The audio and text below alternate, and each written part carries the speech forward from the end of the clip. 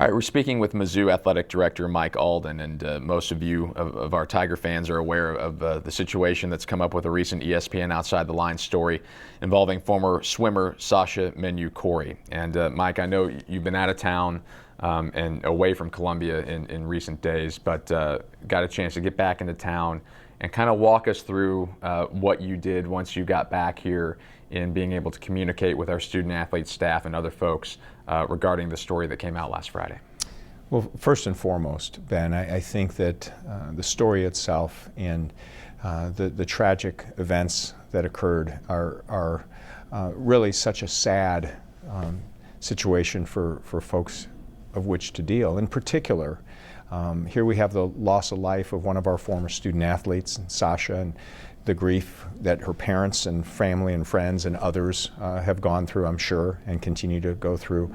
That in itself has been something that really has, obviously been the main focus for everyone concerned. And when the story came out over the weekend, the last weekend, I was actually in Florida at that time with the National Association of College Directors of Athletics. I happened to be the president of that organization, and those were some meetings that we had, with our board and everyone down there. And so while I was there in Florida, I was in communication clearly with our staff and had an opportunity to visit with President Wolf and to talk about steps going forward, as well as making sure that we were having a communication message. And there were messages that came out from the athletic program that certainly were reflective of my thoughts. And then I knew I was going to be getting back on Monday night. So getting back late Monday night, my first course of business that I wanted to do was make sure that I interacted with our current student athletes. And so first thing Tuesday morning, I wanted to make sure I reached out and visited with all of them. I wanted to make sure that I had a chance to meet directly with all of our head coaches, which I did. I wanted to make sure I met with our entire athletic department staff, which I had an opportunity to do that. I met with our faculty staff at a luncheon activity where there were around 100 folks that were there. Had an opportunity to meet with our Intercollegiate Athletics Committee, as well as I met directly with our faculty council and the other leadership team on campus. So that I was trying to accomplish over those 2 to 2.5 days. And then yesterday, Thursday, had an opportunity then to be able to speak with members of the media. So, that's kind of the process that took place. On Wednesday, President Wolf received approval from the Board of Curators for an outside independent counsel to come in and review this situation. And what are some of the things that we'd like to learn from that review and perhaps the process? Well, on Saturday, I'm stepping you back to Saturday night, President Wolf called me in Florida and said, Mike, I want to talk to you about the opportunity maybe to have someone outside of the organization to take a look at the entire process and all things surrounding this particular issue or other issues relative to sexual assault or mental health issues. And recognizing at the same time that he was indicating, and we know that this isn't an athletic department issue. This is an institutional issue. There are so many different areas of support mechanisms for our students on our campus. But perhaps we can take an opportunity right now to have an outside set of eyes, and certainly very supportive of President Wolf. And, that's the right decision. I thought that showed the direction that we needed to go. And so when he came out and talked about that on Wednesday, I think that certainly I applaud him for that we're going to have an opportunity to really have a broad review of all 4 campuses and what services we are providing and how things are being communicated and making sure that we're addressing these issues of mental health or sexual assault or binge drinking or whatever those issues may be.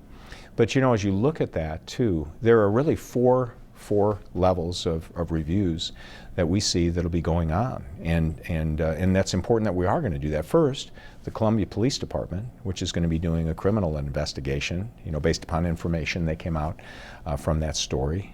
The second, which has to do certainly with what President Wolf talked about, which is a review for all 4 campuses and all of those areas. The third level is going to be a campus level review of the entire campus climate and those interactive parties. And Mike Middleton, our Deputy Chancellor, will be overseeing that. And then finally, we in the athletic program, we'll step back and take a review of our culture and our reporting and how we're doing as far as making sure we're providing the right information necessary for our students. And so with that, I really think that as you take that approach, there's an opportunity for all of us to do an evaluation and find ways that we can be able to enhance, all the support that we have for our students.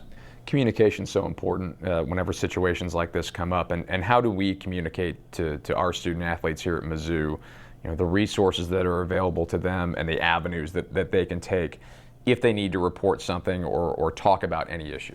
Well, we constantly are communicating with our students and giving them direction and advice and expectations from all of our head coaches, through all their squad meetings, through their indoctrination into the university and the athletic program, to squad meetings, to interactions with them on a variety of levels. We've initiated our Men for Men, Women for Women program, which really is a peer communication effort and peer understanding of what we mean in our core values and how those need to be reflected. We certainly always work with them relative to their understanding of respect, responsibility, discovery and excellence, the core values of our institution, and then finally to make sure that they understand that we have to speak up. We have to make sure that we're communicating. If we see something, if we hear something, if we know of something, we've got to make sure that we share that information to the best of our ability so that we can really be able to address those issues. And so that's something that we constantly are communicating with our students and our staff to make sure that they're being proactive in those efforts.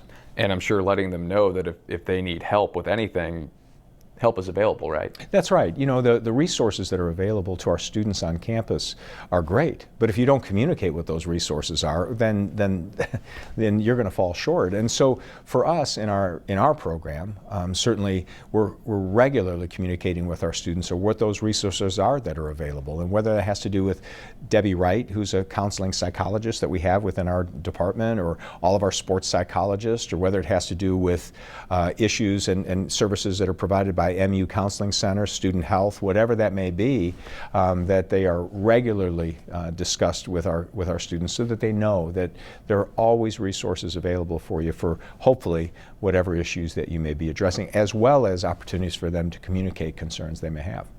And finally, Mike, how do we kind of separate some of the feelings we may have about the way that the story was reported with the feelings of sympathy that we have for Sasha's family and friends?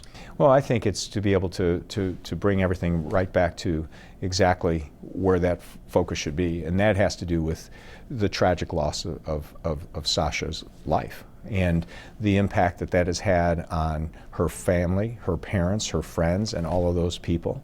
I think people have opinions on how things are reported or the messaging that comes out, and to me, all of that is secondary, right? All of that is secondary, is that the reporting of that has certainly got to be done, and we understand that, but hopefully it's being done in a way with sympathy, compassion, and understanding that the central focus here has to do with a sad and very tragic story that took place.